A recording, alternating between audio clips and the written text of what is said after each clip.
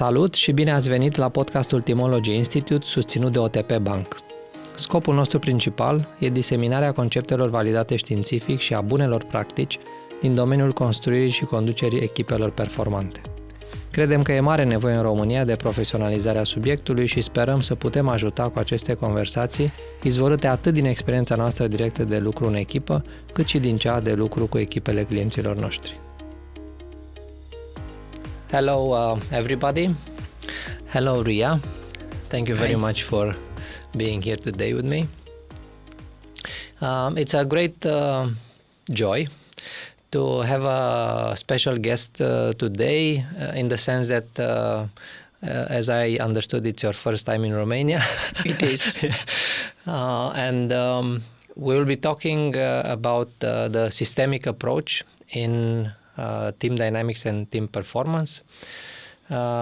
It's a subject that I'm fascinated about, and I hope we will be able to spread this fascination and interest. Before inviting you to introduce yourself, I would like to say that we did some work this week together with some of our clients, and it was work that proved to be unexpectedly or incredibly valuable for our clients. Some of them even dubbed the RIA effect. We will brand that, and we'll be using that in the sense that their interactions and what they were able to do together after the workshop with you was something they did not think it was possible. So I was very glad and very grateful that happened. But let's start with the beginning, and please let us know, where do you come from, personally and professionally? Yeah. Well, I come from Belgium, from Antwerp. I was born in Antwerp and I lived there. And for a long time, I lived there and I worked in different places. For about more than 30 years in Czech Republic. It's a very important place for me because I was able to learn there, to develop my skills, and it's a second home. And the other home, I have a third one, is South Africa, where I go now a bit more than 25 years. So it seems that as a trainer and a supervisor in systemic work and also old wisdom and rituals, it's a bit my choice to go to complex societies. And that gives away that I come from a complex family system because one is connected with the other.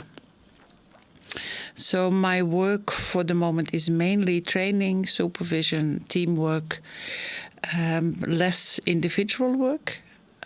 I like to be in leadership programs and coach women and men who have complex responsibilities. Society is not getting any simpler or easier. And as I'm convinced that the only change we can do is inside and then act differently together or alone, that's my main focus, and I never get tired of the complexity of human beings and the ways how we can avoid growth that might be not easy.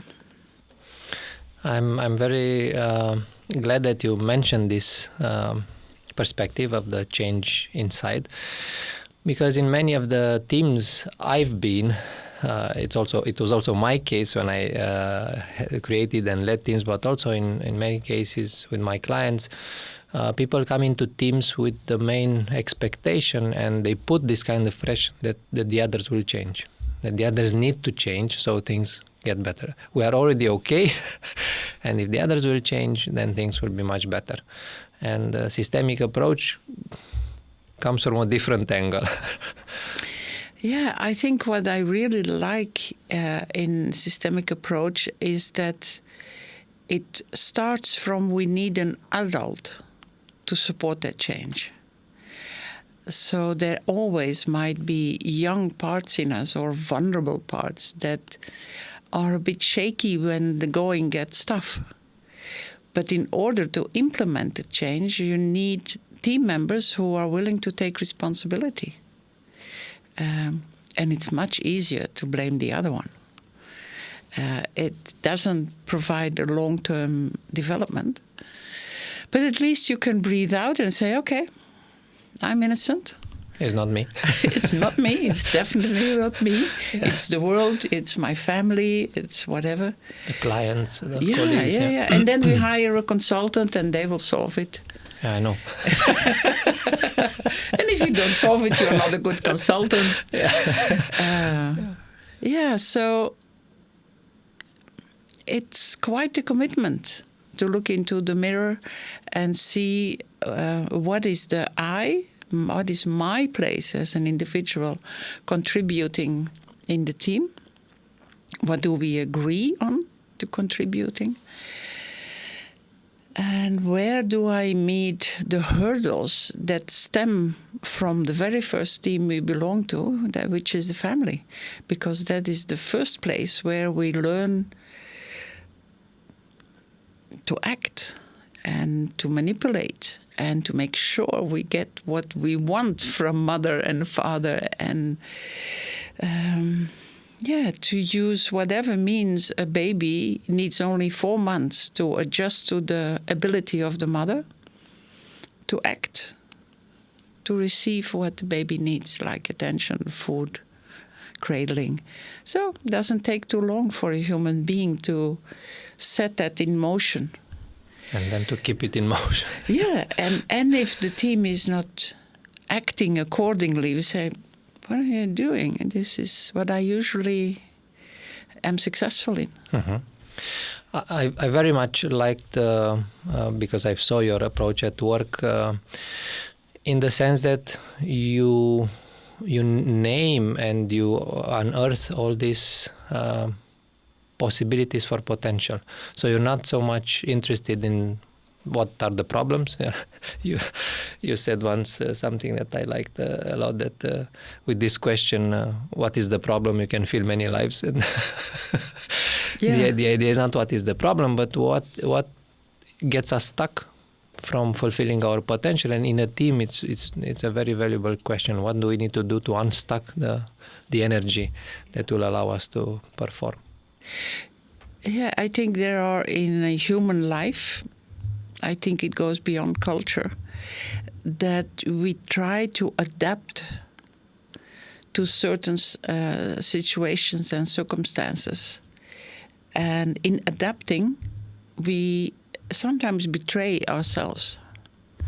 So in becoming an adult and living as an adult and being reliable as a team member or as a leader, people will recognize when you are courageous enough to be you. That means you're not perfect, but that you are willing to recognize that you're not perfect, because that's what a leader's first quality is, that what is it that he or she can provide and where does he need a team to complement. So it asks to be you, it asks to be humble. It doesn't need egos. We've seen some world leaders who are very good in that. And it's scary. Yeah. We also heard it recently with one of our clients. They use these words that instead of communicating, correcting, and performing as who we are, we use our avatars. So everybody puts an avatar, the role, the function, the deliverables, and then we make exchanges among the avatars. It can last for a while, but then it costs much more than it gets. So. Yeah, and I think we don't need to get rid of them, because in some situations they are very handy. Mm-hmm. But then you make a conscious choice to apply it for a certain situation. When it's the main identity, it becomes a problem. I remember many years ago I was in Johannesburg, and my colleague Mosiwa He was driving me, and a young guy, young trainer, and he said, "You Europeans, you're funny people. When there is no work, who are you?" So, oh wow, that's a good question. who am I? Because I like my work, I'm slightly addicted. Yeah, we share that. And then when it stops, what is my identity? So it is a challenging invitation to bring yourself as much as possible to the team, because then that's when you become reliable and real. And responsible. And responsible, because then you have all the tools that you already have and maybe gained and were gifted, and you can develop the tools together that are needed. It sounds much easier than it is. Yes, but again, one angle that I've seen producing wonders, miracles from time to time, is this, how can I say, is this very consistent approach that you have. I don't know about Belgium, but in Romania we tend to be a deficit-oriented society, which means that we tend to look individually but also in a team on things that don't work and focus energy, how do we deal with the things that don't work. And your approach, it's a bit on the other side. What is very valuable that you have? What is your power, your strength that you're not using enough or properly, or as you said, where do you let your avatar become your identity, and you're not using the very good things, the gems you have and the powers you have. And when people start talking about that in pairs or in the team, some things change dramatically. Yeah, and I recall now the poem that Nelson Mandela recited when he had his inauguration. It's the poem of Marianne Williamson, that people are not afraid to fail, they're afraid to shine. They're afraid to be in the middle of the room and be applauded authentically. It's many people really like to give and are a bit shaky in receiving. It's a deep longing. Yeah. Especially in collectivist societies where it's a deep longing to belong and to be given recognition and rewards. But when it happens, people stop breathing, almost. So I believe that's the side of the coin that is more difficult than giving. It's receiving. And it starts early. I mentioned it the other day, I have a 10-year-old daughter, and apparently out of nowhere, but actually it was at the end of a day when we worked together with a client. That obviously she didn't know about it, but we were outside walking, and she said, "Dad, I find it difficult. I feel I don't feel comfortable when receiving compliments." And so it starts early that you want them, and she said, "Yes, I like them, but on the other hand, I don't feel comfortable." And we had a talk about that. But yeah, the beauty of that is she's aware of it. That's the most important thing. What in society might have been stressed and more recognized is to be giving, and that if you do enough effort, you're almost a saint.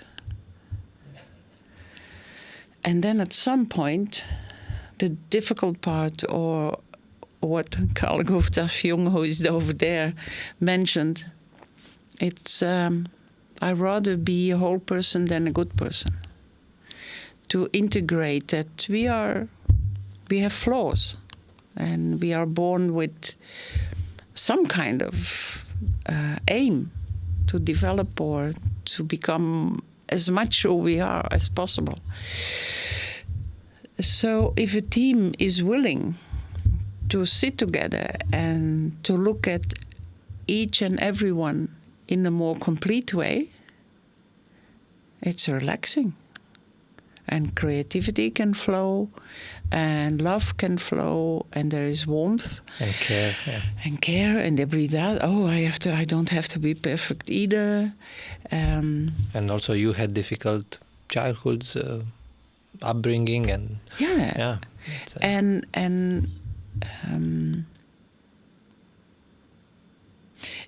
it brings more reality, and to bow for the reality, what it has been giving you, and what is the next step to deal with it or to look at it. I think you already touched the first principle, or one of the principles of systemic work, this flow of giving and receiving, and it proved to be with some of our clients a very, very valuable place to reflect differently. We worked recently with a team when we start asking where do you come from with this giving and receiving, and almost everybody claimed that they were educated, taught, it was asked from them to give, and this is what they know, how to give, and they take the burden of giving and endless giving, basically. But then the question is, how come that in a team everybody's giving and things are not really moving forward? Yeah. Because there is this part of receiving that is not actually there out in the open and talked about. Yeah, and there a difficult concept steps in. It's about limits and saying no and questioning your giving and receiving. And that can be in the family, in a group of friends, in your team. Because the thing that shocked me a little bit in being trained in systemic work, in the constant giving, there is a hidden arrogance that the other one is always in disbalance and has to receive. In a couple, it can be devastating that one is buried under all the giving and never can breathe. So it might be that the partner goes backwards and say, in what way, one way or another, I need to create space. And also start receiving. Yeah. So giving is a clever way not to be on the other side and bow and be grateful and not maybe able to return the favor. And the biggest one is receiving life.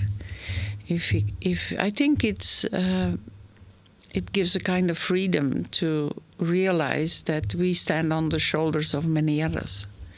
Might we agree or not? It helps if we agree, but that doesn't mean we might need a process to go through it, to look at all of it, where we come from and where we belong.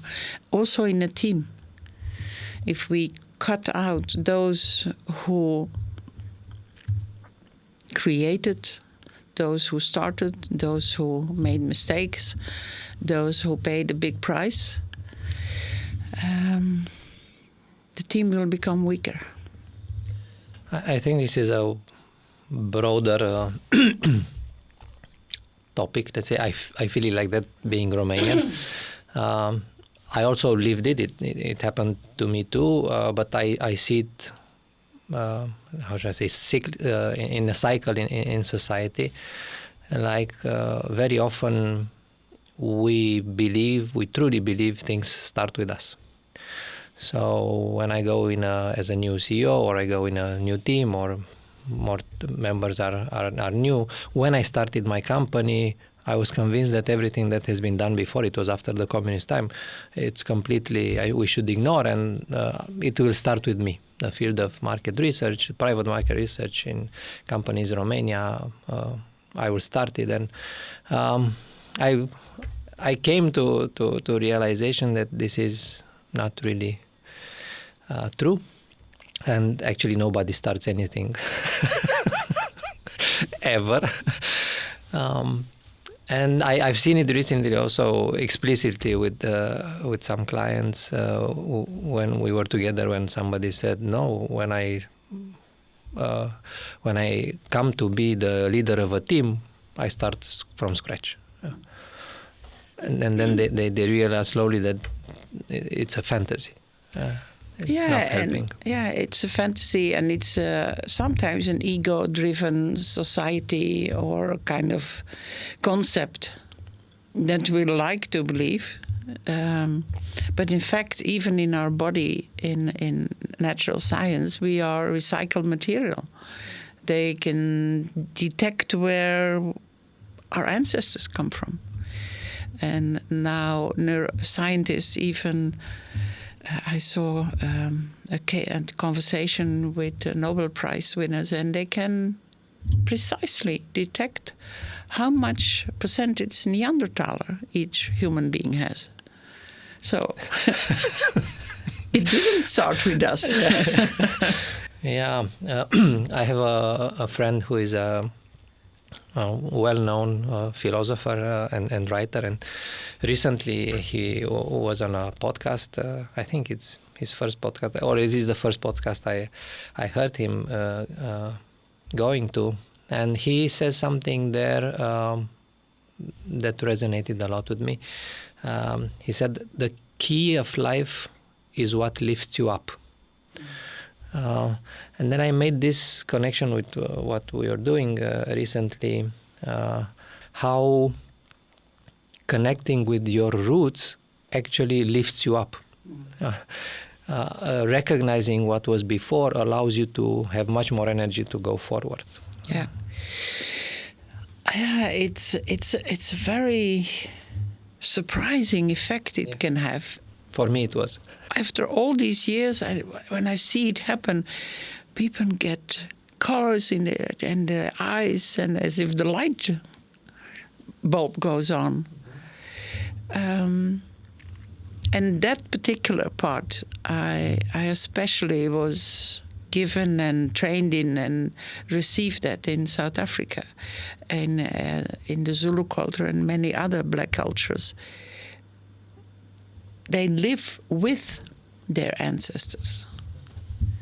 Yeah, when we say ancestors, we say the family ancestors, but also in organizations we say the ones who were before. Because in this mindset of, okay, I'm hired as a new CEO or as a new manager, now let's start from scratch. And then, as you said, sometimes they call the consultant because people tend leaving. They don't...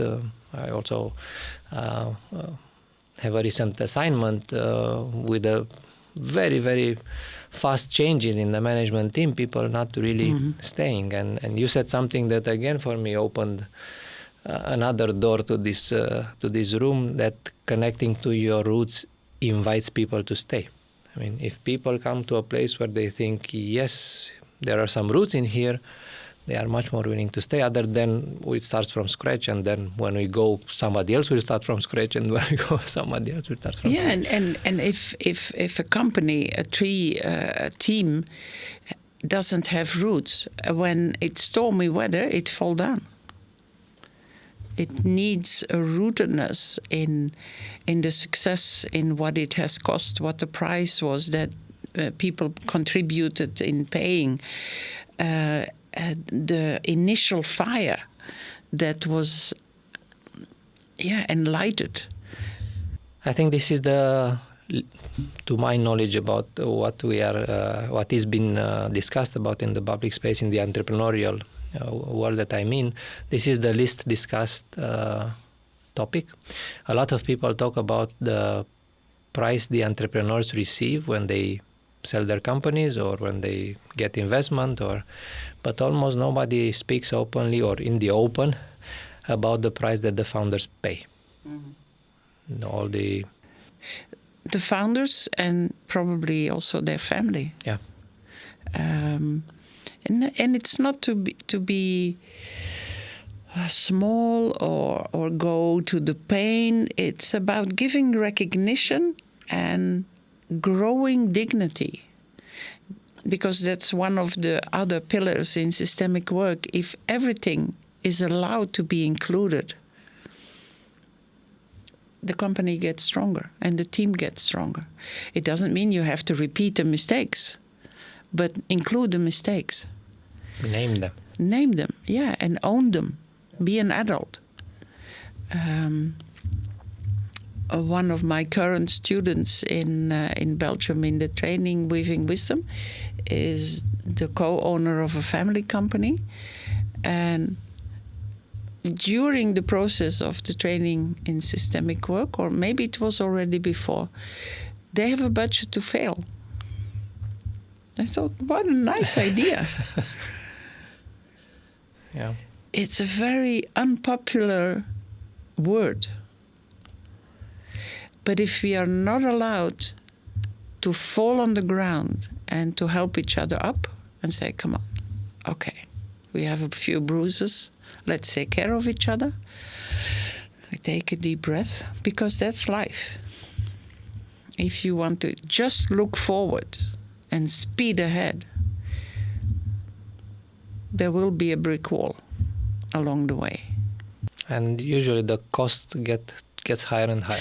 Yeah, and people are working day and night and are never disconnecting and in a rat race. And we all know that, yeah, especially at least in Belgium and Holland and many other countries, burnout is increasing, depression is very high. And because, yeah, I like the concept, again, that I heard for the first time in Africa. We need to stop once in a while so that our soul can catch up with us. Yeah, I've heard that there too also. When I was with the students in South Africa, I heard it and I liked it a lot. Yeah. And it's not a religious part. It's the part in us human beings where it's silent, where we can sometimes say, oh, yeah, now I know. Okay. We have it in Romanian too. Yeah? Yeah, it's the ancient wisdom. It's here to, we say it in Romanian, să-mi trag sufletul, which means that I need to wait for my soul to arrive also. Yeah. Because I did run too fast. And sometimes we can physically feel it in flying instead of walking or driving. It's a different physical chemistry. And when we talk about system, maybe this is also important to understand that there is a certain pressure in the organizational world, be that corporations or entrepreneurial, for results and deliverables and speed and energy, and that this is a space where soul has nothing to do with it. It's your mind that we are hiring and your body energy to resist, and we don't talk about these things if your soul is here or not, because we don't really care.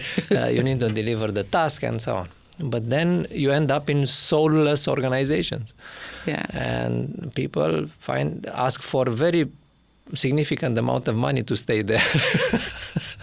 They need to be paid a lot to stay in organizations that forgot their souls. And yeah, I think there is a trio of qualities and development that might help in, not maybe call it a soul, but maybe your essence, I don't know. A lot of people are now going to the gym and they have trained bodies and they take care of healthy food, and it's wonderful because we need endurance. Life is asking a lot. And then there is the brain and the intellect and the knowledge, and people can study, they can have careers in that and keep on learning.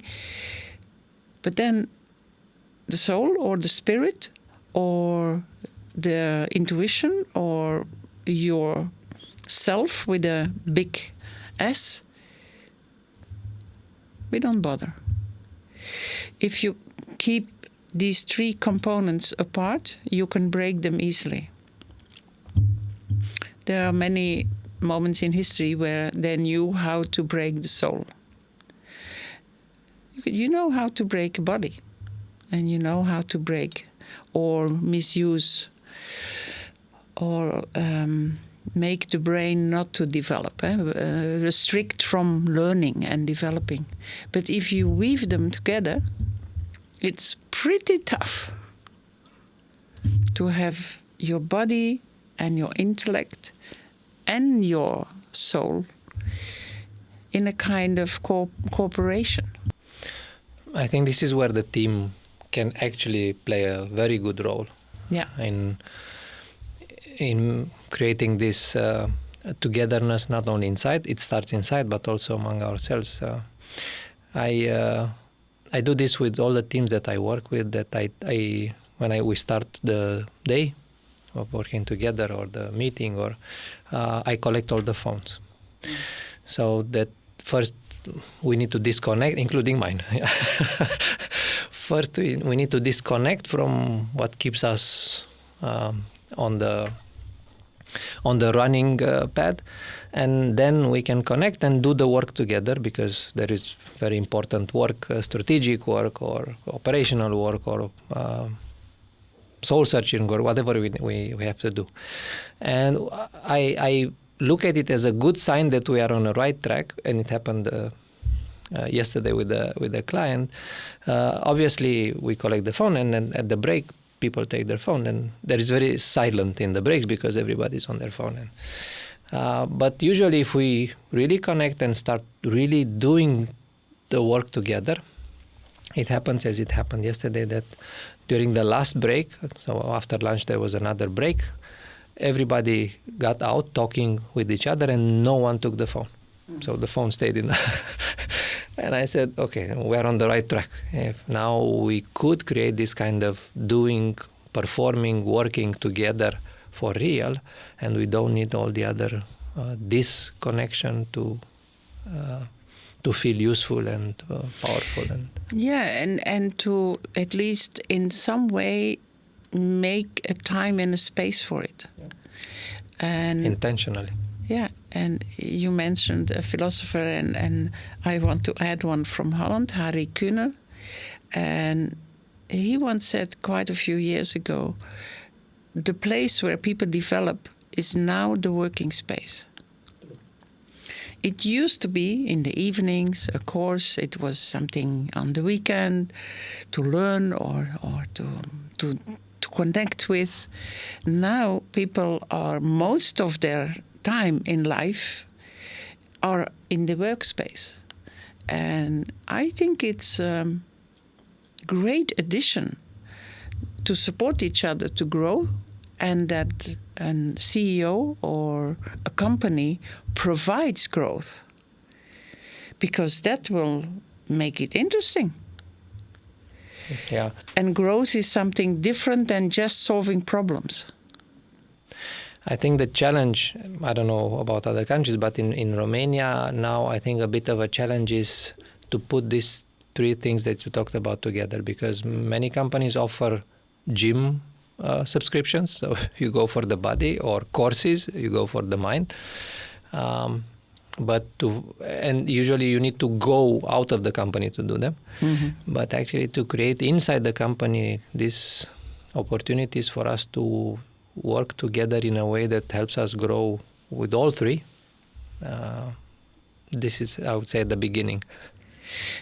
Yeah, I like the statement of years ago from Richard Branson from Virgin Atlantic, who said, make sure that your employers are ready to go for their next job, and treat them so that they never want to leave. It's a challenging combination. Yes. But also, talking about systemic principles and systemic work, there is also this angle in which if you truly respect people, at one point in time, you have to agree that they have the right to decide not to grow. Yeah. And that's probably one of my most biggest challenge. Because I seem to fantasize sometimes the growth in people, and sometimes it might be right, and sometimes people maybe don't have the capacity, or not the right moment for them, or it costs too much, or it feels too difficult. It's a big bowing for people who have limited access to grow, or just refuse. Say, no, it's not for me. Make me a bit more clever, but nothing else. But it might have its consequences in the team, because then there is the agreement and the cooperation in the team and the composition of the team that might react to it.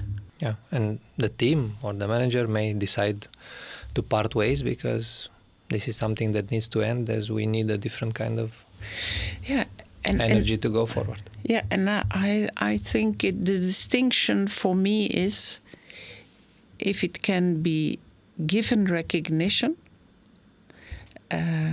it comes down already. But if we insist one or the other, you need to change, it's an ongoing leak of energy. So if there is somebody who is very clear about that and takes the responsibility, might work. But not pretending and not faking growth or agreeing and then finally not doing it. Yeah, but I think coming back to something that you mentioned at the beginning, this ability to say no. And we talked about it, that if you don't develop that properly, if you can't say no properly, you can't also say yes properly. No. They are entangled. I think I would like to explore a bit more this. It's also one of the principles of destination. Sometimes things, projects, clients, employment, they need to end. Yeah, and for me the moment that it happened in my life was many years ago, that I decided, or was just contemplating, shall I stay as a trainer, as a member of the board in an institute, or shall I leave? And it went on for 3 years. And crisis after crisis, and talks, and my colleagues, and it was an institute where I had my training, so it was emotionally also a big step, and then one of my main trainers, Judith Hemming from London, we had a walk, and she said, "Well, go where you are celebrated, not tolerated." I said, "Now I know." With this key? No. Yeah, to feel I'm staying and it's beyond something. But it was difficult to leave. I went and boom, my practice exploded. But it's a kind of betrayal. So sometimes in a team, in an organization, when destiny is being accomplished, maybe a department needs to be closed, or people need to be fired and they have to go. Of course that happens because all these corporations are temporarily, even if you stay until you're retired. But how you do it has an impact on the next one. So if you clear the space with respect and gratefulness, like we mentioned in the beginning, to walk and stand on the shoulders of those who came before us, you have more possibility to grow on top instead of cutting the tree and say, okay, we plant it somewhere else. We don't need those roots anymore. Boom. It's a risky thing because it can fall on top of you. Maybe it will be useful to make even a sharper distinction between these two words and concepts, because I saw many times them being used as one, and they are not one: recognition and gratefulness. Yeah, I always used something of the core value of shamanism, which is, in my opinion, an ecological principle to respect Earth and to know that we are connected to wind and earth. And I like it because it's very simple. If you want to make a really difficult step forward, or you need to enhance some growth or some change, first turn around and look where you come from. Also in the organization. And have the courage to look at everything and everyone. Giving recognition is not the same as agreeing or being, I have to accept.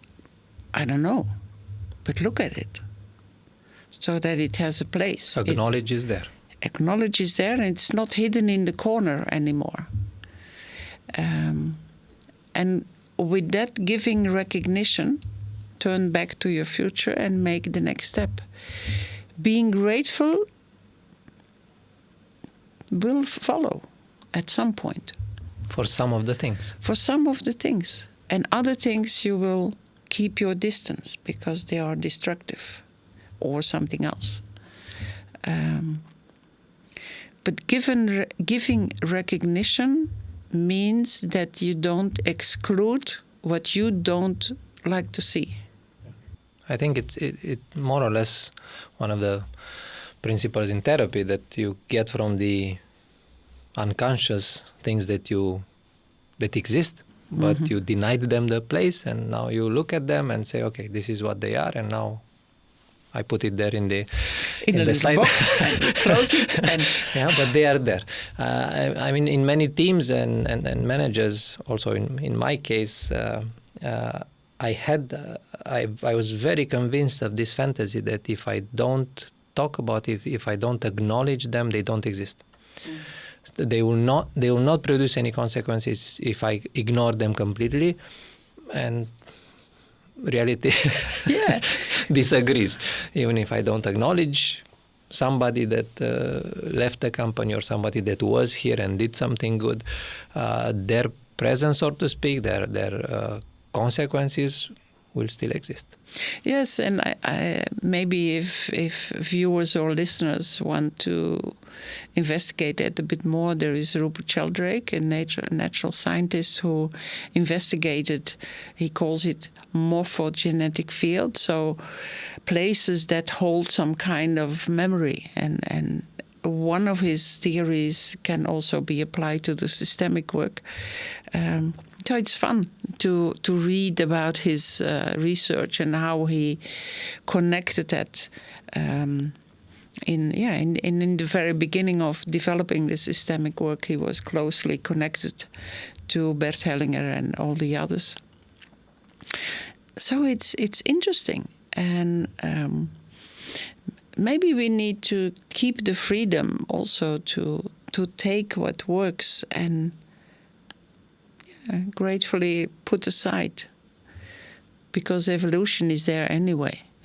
But we come to know more and more, also in scientific research, how deeply we are connected in whatever part of Mother Earth we are. And I think it relates also with this ability of saying yes or no. Once you recognize everything there is, the way or the quality of the yes or no is much better than saying yes or no, ignoring part of the... It may be a trap, that we don't talk about things. Yeah, and ignoring, I think it asks a lot more energy than we realize. True. It's very exhausting to keep on pretending it's not there. And it shouldn't Or matter. he is not there, or she's not there. No. The CEO is not there. I'm just doing my job. Yes. I encountered recently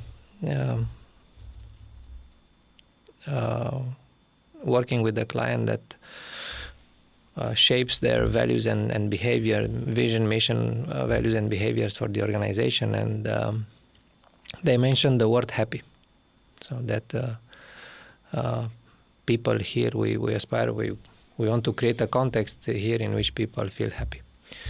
And it made me wonder, should I expect to be happy in the organization? Should the employer promise me to be happy at work? It sounds like a bit more like a parent than as a boss. I think it's very... It's for mothers and fathers. We really long to make our children happy, although we know that life will decide probably at some point differently. But we aspire to make them happy. For an employer or a boss, and even in life, I think I like more the concept of be meaningful. How can I contribute in a way that has given me recognition, that my place is clear, that I belong for a certain amount of time? Happiness is not to be rented out, but we can work together as a team to do meaningful stuff. It feels, for me, a little bit more possible, because I think happiness happens in seconds and a few short, brief moments in time. And it's also, I think, this feeling that meaning asks for more meaning. Yeah. So once you create some meaning, there is an energy there to create more meaning. Yeah. While with happiness, I would rather keep it as it is. Yeah. And it is as if I do my best. At some point, there's planet happiness. Yeah. Not the sad thing, but the truth is that we grow through difficult times. We need to go to all our resources in ourselves to go to a difficult period with the company. Look at COVID. We need to reinvent ourselves in certain situations, also in success, to keep up. Yeah. And it's also this angle that is not very obvious unless you make it obvious in the team. I worked with the team once, and I asked them to reflect and then share what was the moment in their working history that they cherished the most. Mm-hmm. I think there were about 8 people there, and not a single one mentioned something else than a very, very difficult situation that they overcome. Yeah. They said, I remember that, it was wow. And then we succeeded, and I will never forget. So there is something in here about the energy of life that needs tension. That need a context to sometimes it's a pressure and then go through the bottleneck. Yeah, to force itself into the growth. Yeah. So I can have no other idea about mountain climbing. Why would you do it? It's enormously difficult and challenging and risky. I've been on Kilimanjaro talking about Africa with some friends, and I kept asking this question to myself. Yeah. It went for a week, and I said, "Why do I do it?" And I think it's partly of that that we need a challenge to grow, to feel the limit, and not giving up. Yeah, because also while going up and learning new things about me and my friends, and then afterwards, it's one of the most important things I've done in my life. And it had huge consequences for the quality of my life. But then if I would have looked for happiness, probably I would have chosen a different... Stay on the ground floor and lean back to Kilimanjaro. Yeah, I would have go straight to Zanzibar on the beach and do that. Yeah. Yeah, it's a human need to at least to feel the energy of life, and how we use it. It's a personal situation and a personal context. But I think if a CEO or a company or a department is not inviting in a challenging environment, you miss out on the creativity. I remember years and years ago when I formed my company, I went to the taxpayer's office. It's such a depressing place.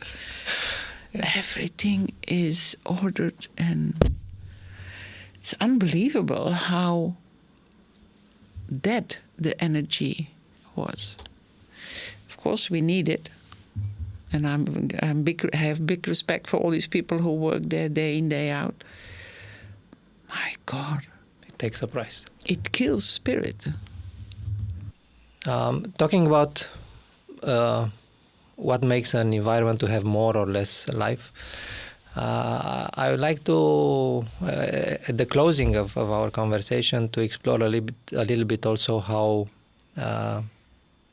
the different genders react to that.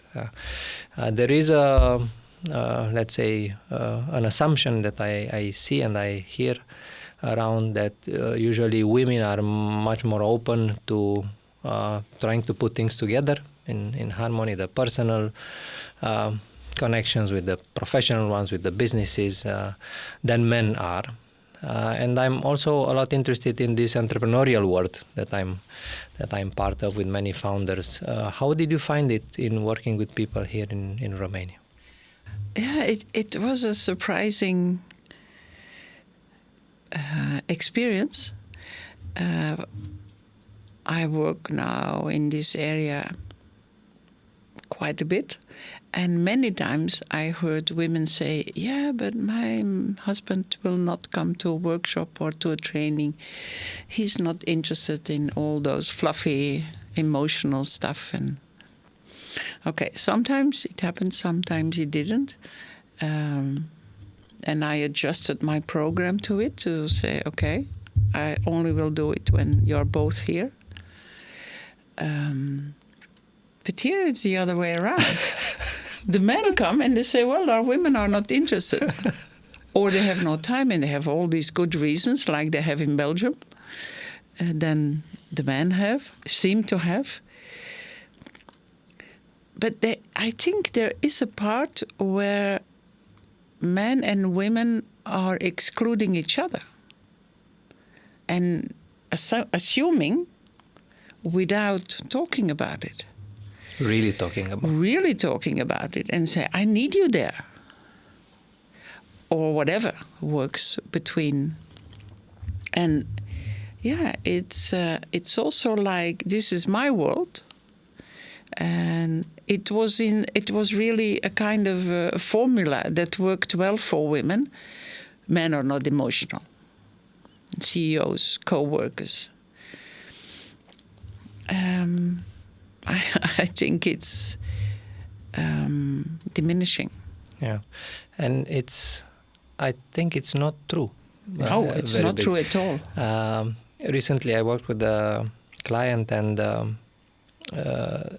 it was a management team, and they wanted to cover two values, to identify the behaviors behind those values that they want to have in their companies, and the two values were empathy and customer focus. And I asked them, how would you split? You split in two, where do you want to go? And I wrote their name on a flip chart next to each value. And when I ended up, I realized that empathy, there were only women, and for customer focus were only men. And I said, wait a moment. That wouldn't fly. I mean, not on my watch. And I said, let's rethink about it. Let's acknowledge this. and let's talk about it. And especially let's talk about the fact that when this came out at the beginning of the day, the person that was most vocal saying that empathy is something that is crucial in this organization, we need to develop more, we need to acknowledge, was a man. And I said, let's not get, how should I say, the easy way out or the usual misconceptions that this belongs to that.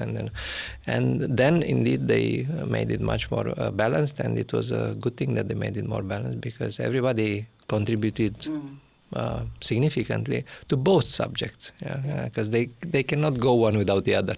You cannot have customer focus without empathy. It doesn't work like that. I think what might be fascinating to keep in your mind or investigate or not dismissing it, sometimes the way a man or a woman is hurt or traumatized, wounded in different parts, can seem like a man is difficult to approach when he's wounded in that area. And for example, it was for me, I think 20 years ago, there was a movie of Tom Hanks, Saving Private Ryan, and it starts with 7 minutes battlefield. And I was with my youngest brother in the cinema, and for the first time, I thought my father was in there. And it became, in my body, real. Before that, I knew. So if we recognize what men and the male generations went through, it might be that the wounds are different and that the qualities are different, that are developed there, and also for women. But there is no ownership of we are the emotional ones. You should know best. You come from a large family. Yes, 13, and you're in the middle. Yes, with six before boys and 6 girls. Yeah, I claim the fact that I'm born to do group work. Yes, but I think it's important also when there is a leader who it's important that he or she knows where the strength is, and where they need to take care a bit more for themselves in a situation that might touch some topics that are sensitive. Let me take this opportunity to close our conversations under these 2 words, strength and care, that go together. And express my gratitude for you being in Romania for this week, and working together, but also being here. I hope it will be useful and insightful conversation also for our viewers and our listeners. Thank you very much. This was the last episode of the 2nd season, so we'll see each other again in the next season. Thank you. Thank you, Cosmin. Conținutul Mind Architect nu este destinat și nici nu trebuie interpretat ca fiind utilizabil pentru a diagnostica, trata, atenua, vindeca, preveni sau un alt mod a fi utilizat pentru orice boală sau condiție medicală. Nici nu trebuie considerat substitut pentru consultație psihologică sau muncă terapeutică.